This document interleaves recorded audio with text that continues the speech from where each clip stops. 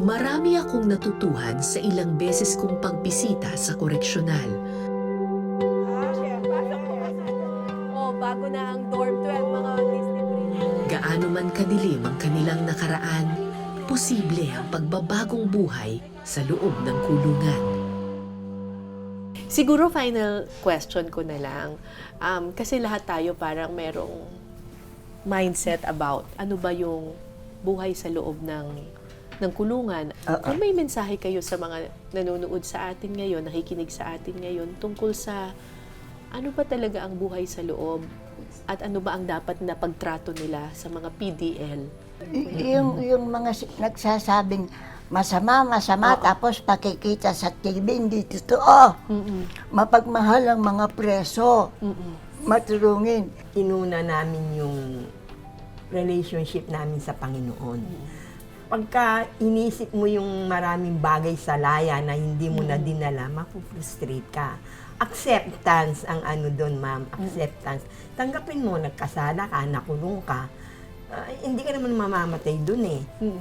Magbago ka. Yes, kailangan maging mabuti kang inmate, ika nga. Huwag kang pasaway. Ikaw, Pao, kasi ikaw, lumaki ka sa Piitan. Sa school, no, kapag may outreach, pag sinasabi ko yung jealous beneficiary, nalulungkot lang ako sa yung mga ibang parent. Ayaw payagan yung anak. Dahil daw nakakatakot tsaka delikado. But for me, for almost 23 years, nag-stay ako doon. Yung pong jail na kinalakihan ko, that's the most safest place na nakita ko. And doon ko nakita yung meaning ng family. Nabanggit nila mother, nila lola na hindi ka papabayaan. Kung gusto makita ng mabubuting tao, pumunta ka ng jail.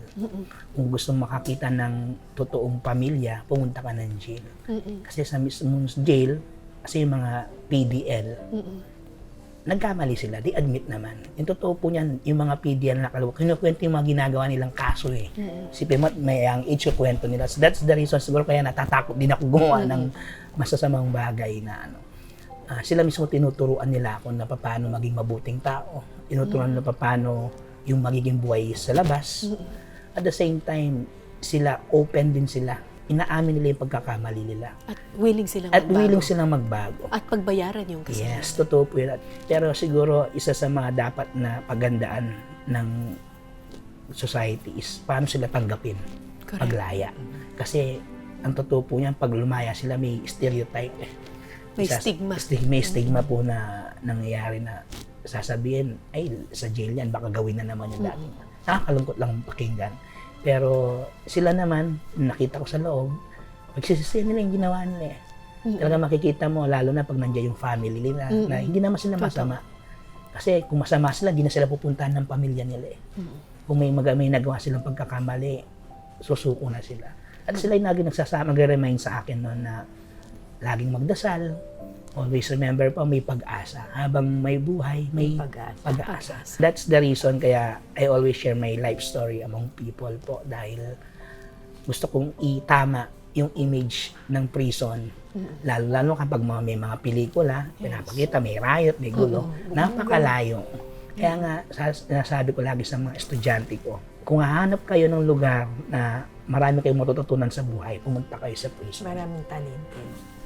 Pumunta kayo sa prison kung gusto yung matuto sa buhay. Lalo na sa panahon po ngayon, kailangan na ng guidance, kailangan na ng inspiration ng mga bata. At makita nila yung buhay once na nagloko sila sa laya. Sa totoo lang, mas maraming masasamang tao na nasa laya. Yes, totoo po yan. Ang lesson sa atin ay dapat hindi natin hinuhusgahan yung kabuuan ng isang tao dahil lang sa isang pagkakasalang kanyang nagawa. Lalo na kung na-admit na niya yung pagkakasalang ito, pinagbayaran na niya, bigyan natin sila ng pagkakataong magbago. Give them a chance. Give them a chance.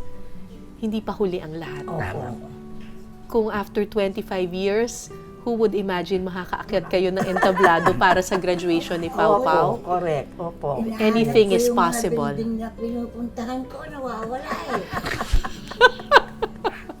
Maraming salamat Oo, sa thank inyo. you rin po. Thank you, Ate Ale. Thank you, Yes, Lola ma'am, Nati. you're welcome. Thank you, Pau Pau. Salamat for being an inspiration to a lot of students and to a lot of people. Yes. Maraming salamat po.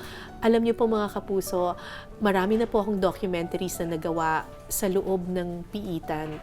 Kasi palagi ko itong sinasabi, sa loob ng pinakamadidilim na selda, posible pa ring sumilip ang pag-asa. Amen. Amen. Ako po si Cara David at ito po ang I Listen.